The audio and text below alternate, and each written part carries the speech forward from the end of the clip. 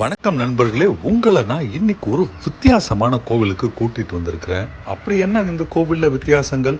வித்தியாசம் நம்பர் ஒன்று, இந்த கோவில் ஒரு சிவன் கோவில். பொதுவா சிவன் கோவில்களை நந்தி பாத்தீங்கன்னா கருவறையை பார்த்த மாதிரி தான் உட்கார்ந்துருக்கும். ஆனா இந்த கோவில் இருக்கிற நந்தி பாத்தீங்கன்னா கருவறையின் எதிர் திசையை நோக்கி கிழக்கு முகத்துல உட்கார்ந்துருக்கும். வித்தியாசம் இரண்டு, இந்த திருக்கோவிலின் மூலவரான லிங்கத்தின் மேல் அபிஷேகம் செய்யப்படுவதில்லை. ஏன்னா அந்த லிங்கத்தின் தலைப்பகுதி வெட்டுப்பட்டுள்ளது. வித்தியாசம் நம்பர் மூணு, பொதுவா சிவன் கோவில்ல சிவனுடைய சன்னதி வலதுபுறமும் அம்பாளுடைய சன்னதி இடப்புறமும் இருக்கும். ஆனா இந்த கோவில்ல அம்பாளுடைய சன்னதி வலப்புறமாக முதல்ல இருக்கும். மூலவரான சிவலிங்கத்தின் சன்னதி அடுத்தது இடப்புறமாக இருக்கும். வித்தியாசம் நம்பர் நாலு, எல்லா சிவன் கோவில்களிலும் தவறாது நவகிரக சன்னதி இருக்கும். ஆனால் இந்த கோவிலிலோ நவகிரகங்களுக்கு சன்னதியும் இல்லை, நவகிரக பூஜையும் இல்லை.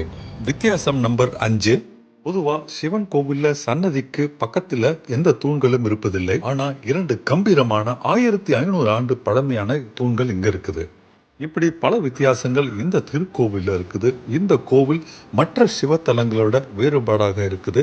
அப்படி ஒரு சிறப்பான ஒரு சிவன் கோவிலுக்கு தான் நான் உங்களை இன்னைக்கு கூட்டிகிட்டு வந்திருக்கிறேன். மேலும் பல விவரங்களை நம்ம இந்த வீடியோல சொல்ல இருக்கிறோம், பார்க்க இருக்கிறோம். அதனால வீடியோவை எங்கேயுமே ஸ்கிப் பண்ணாம கடைசி வரைக்கும் பாருங்க.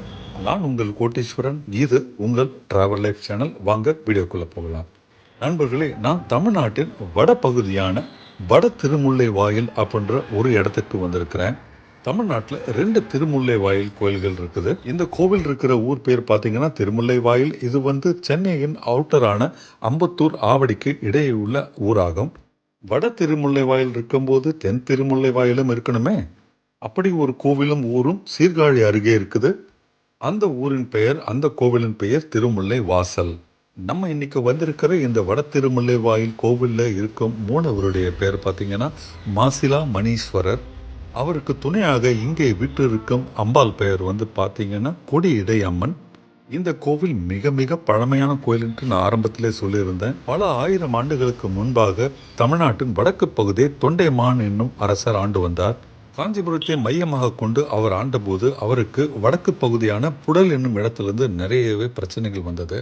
அந்த புழல் பகுதியை சேர்ந்த ஓணன் வாணன் என்று 2 குறும்பர்கள் அவருக்கு ஏகப்பட்ட தொல்லை கொடுத்தாங்க. தொண்டை நாட்டு குடிமகன்களுக்கு தொல்லை கொடுப்பது மட்டுமில்ல, அவ்வப்போது திருட்டு, கொலை, கொள்ளை என்ற பல கெட்ட காரியங்களில் ஈடுபட்டு வந்தனர். ஓணன் வாணன் என்ற அந்த 2 குறும்பர்களை அடக்குவதற்காக தொண்டைமான் புழல் சென்றார். தொண்டமான் ராஜா எவ்வளவோ போரிட்டும் அந்த ஓணன் வாணன் என்ற அந்த 2 குறும்பர்களை அடக்க முடியவில்லை. ஏனென்றால் அந்த 2 குறும்பர்களும் பைரவர் என்ற கடவுளை வணங்கி மிகுந்த பலம் பெற்றிருந்தனர். போரில் அவர்களை வெல்ல முடியாத தொண்டைமான் அரசர் திரும்பி வரும்போது ஒரு இடத்துல பெரிய முல்லை வனத்துல அவருடைய யானையின் கால் சிக்கி கொண்டது. அந்த முல்லை வனத்தில் இருந்த கொடிகளில் யானையின் கால் சிக்கி கொண்டதால் யானை நகர முடியாமல் தவித்தது. யானையின் மேல் வீற்றிருந்த தொண்டைமான் தன்னுடைய கத்தியை கொண்டு அந்த முல்லை கொடிகளை வெட்ட முயற்சித்தார். அப்படி தன்னுடைய கத்தியை வீசும்போது முல்லை கொடி பட்ட இடத்திலிருந்து ரத்தம் பீரிட்டு வந்தது. அதிர்ச்சி அடைந்த தொண்டைமான் யானையின் மேலிருந்து இறங்கி அந்த ரத்தம் வரும் இடத்தை பார்த்தார். புதர் போன்று மண்டி இருந்த அந்த முல்லை வனத்தில் உள்பக்கத்தில் பார்த்தீங்கன்னா ரத்தம் வந்த இடத்தில் உள்ளுக்குள்ளே ஒரு லிங்கம் இருந்ததை கண்டார். அவர் வீசிய கத்தியின் வேகத்தில் அந்த லிங்கத்தின் மேல் பகுதியின் மேல் வெட்டுப்பட்டிருந்தது. அதன் மேலிருந்து தான் ரத்தம் கொட்ட ஆரம்பித்தது. சிவபெருமானின் தீவிர பக்தனான தொண்டைமான் தன்னுடைய கத்தி சிவலிங்கத்தின் மேல் பட்டு விட்டதே என்று வருந்தி தன்னையே கொல்ல முயற்சித்தான். தன்னுடைய வாளை கொண்டு தன்னுடைய கழுத்தை அறுக்கப் போனான். உடனே இறைவன் அங்கு தோன்றி அதை தடுத்தார். தன்மேல் வாள் பட்டிருந்தாலும் தான் மாசிலா மணியாகத்தான் இருப்பதாக சொன்னார். அதாவது எந்த விதமான மாசும் இல்லாத மணியாக திகழ்வதாக சொன்னார். அது மட்டும் இல்லாமல் அரசனை மீண்டும் போரிட செய்து தன்னுடைய நந்தியை துணைக்கு அனுப்பி வைத்தார். நந்தியின் துணையோடு தொண்டைமான் மீண்டும் புழல் சென்றார். நந்தியோடு போரிட்டு வெல்ல முடியாமல் ஓணன் வாணன் என்ற அந்த குறும்பர்கள் போரில் தோற்றனர். அவர்களை கோட்டையை அரசர் அழித்தார். அந்த கோட்டையில் இருந்து 2 வெள்ளருக்கு தூண்களை தான் வெற்றி பெற்றதின் நினைவு சின்னமாக கொண்டு வந்தார். காஞ்சிபுரத்துக்கு திரும்பும் வழியில் எந்த இடத்தில் முல்லை வனத்தில் இறையனார் தோன்றி அருள் புரிந்தாரோ அதே இடத்தில் இறையனாருக்கு கோவில் கட்ட முடிவெடுத்தார். முல்லை வனமான அந்த பகுதியில் கோவிலை கட்டி நிறுவ லிங்கத்தை அமைத்து அந்த லிங்கத்தின் முன்பாக இருபுறமும் தான் கொண்டு வந்த வெள்ளருக்கு தூண்களை நிறுத்தி வைத்தார். லிங்கத்தை பிரதிஷ்டை செய்து அந்த கோவிலை நிறுவ அந்த கோவில் மாசிலா மணீஸ்வரர் என்ற பெயரில் அழைக்கப்பட ஆரம்பித்தது.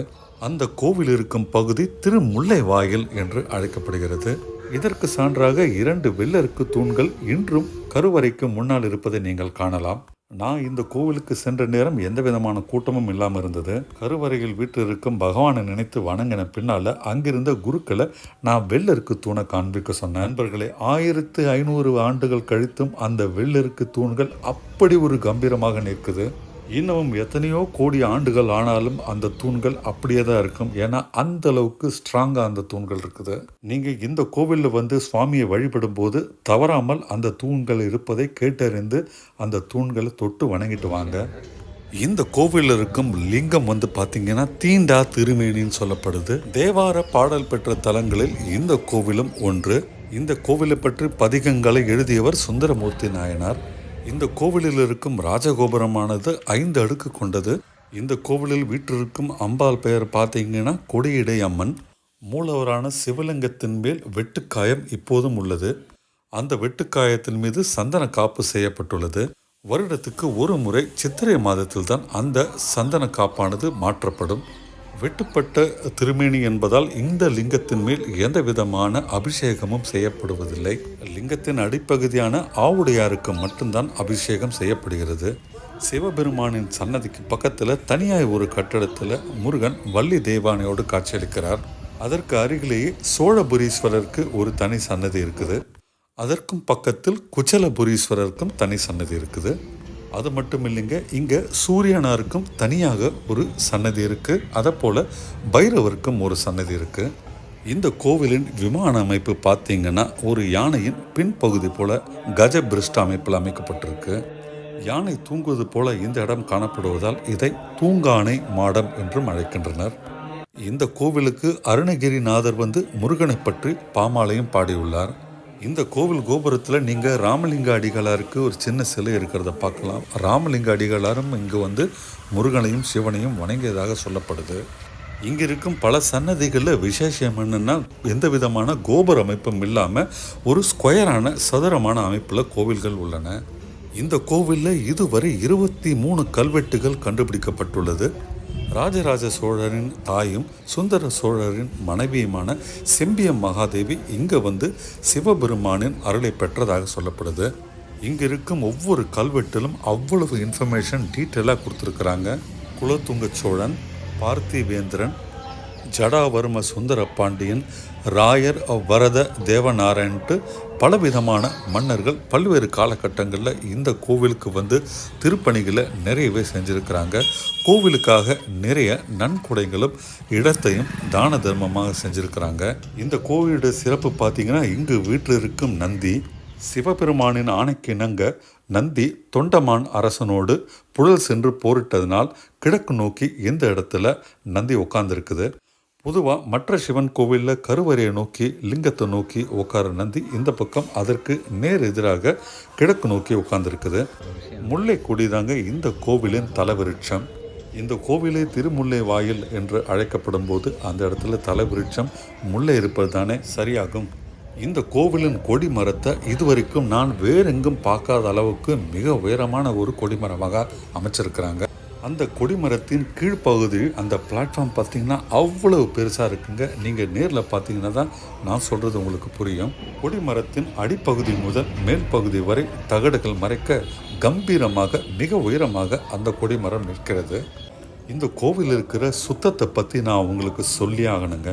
இந்த கோவிலில் வேலை செய்கிற ஊழியர்களும் இந்த கோவிலுக்கு வரும் சில வாலண்டியர்ஸ் என சொல்லப்படும் தனி ஆர்வலர்களும் இந்த கோவிலை நிறைய அப்பப்போ பெருக்கி தூய்மைப்படுத்திக்கிட்டே இருக்கிறாங்க. ஒரு சின்ன குப்பை கூட, ஒரு பீஸ் ஆஃப் பேப்பர் கூட நான் எங்கேயுமே பார்க்கலன்னா பாருங்கள், அந்த அளவுக்கு கோயில் மிக மிக சுத்தமாக இருக்குது. இந்த கோவிலின் கும்பாபிஷேகம் 2023 நடந்ததாக இங்கே ஒரு சின்ன கல்வெட்டு மாதிரி செஞ்சு வச்சுருக்கிறாங்க. அதனால் கோவில் வளாகம் முழுக்க பளிச்சுன்ட்டு தூய்மையாக இருக்குது. வண்ணமயமாக கோவில் எல்லா பக்கமும் விளங்குது.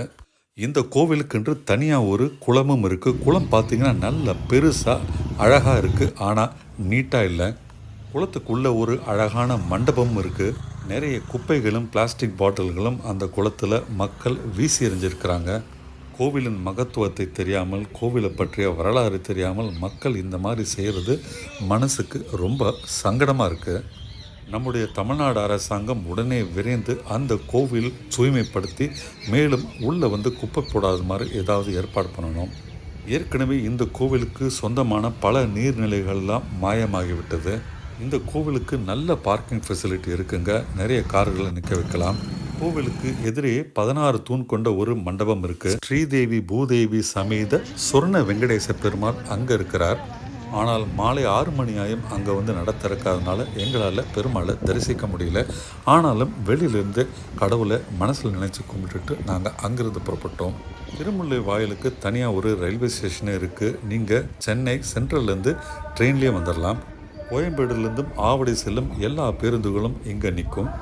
ஆனால் பேருந்தும் சரி ரயிலும் சரி மெயின் ரோட்டில் இருக்கும். நீங்கள் அங்கேருந்து நடந்து ஒரு 1-2 கிலோமீட்டர் நடக்க வேண்டியிருக்கும். இந்த கோவிலுக்கு அருகாமையிலேயே ஒரு பச்சையம்மன் கோவில் இருக்குதுங்க. அதனால் நாங்கள் திருமுல்லை வாயில் சிவன் கோவிலேருந்து வீடு திரும்பும்போது அந்த பச்சையம்மன் கோயிலுக்குள்ளே சென்று அம்மனையும் வழிபட்டுட்டு வந்தோம். அந்த காட்சிகளை உங்கள் பார்வைக்காக இங்கே வைக்கிறோம் பாருங்கள்.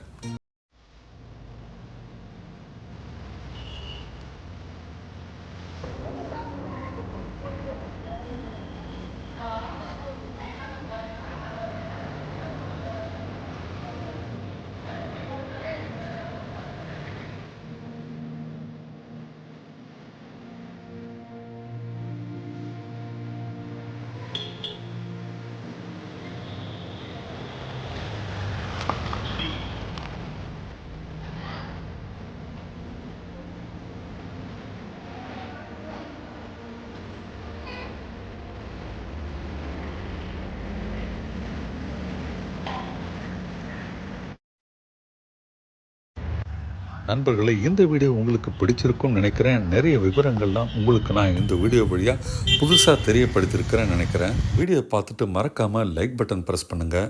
நம்முடைய பழங்கால கோவில்களை பற்றிய அருமை பெருமை இந்த உலக மக்களுக்கு தெரியணும். நீங்கள் லைக் பட்டன் ப்ரெஸ் பண்ண தான் யூடியூப் இந்த வீடியோவை இன்னும் நிறைய பேருக்கு கொண்டு போய் சேர்க்கும். அவர்களும் பார்த்து தெரிஞ்சுக்கிட்டும். சிவனின் பெருமை இன்னும் பரவட்டும். சேனலை இது வரைக்கும் சப்ஸ்கிரைப் பண்ணாட்டி உடனே சப்ஸ்கிரைப் பண்ணுங்கள். நம்முடைய சேனலில் இன்னும் நிறைய ஆன்மீக வீடியோக்கள், கோவில் வீடியோக்கள், பயண வீடியோக்கள்லாம் வர இருக்குது. இந்த வீடியோ பற்றி உங்கள் நண்பர்களுக்கும் உறவினர்களுக்கும் தெரிவித்து அவர்களுக்கும் ஷேர் பண்ணுங்கள். வீடியோ கண்டமைக்கு நன்றி. உங்களை அடுத்த வீடியோவில் சந்திக்கும் வரை பாய்.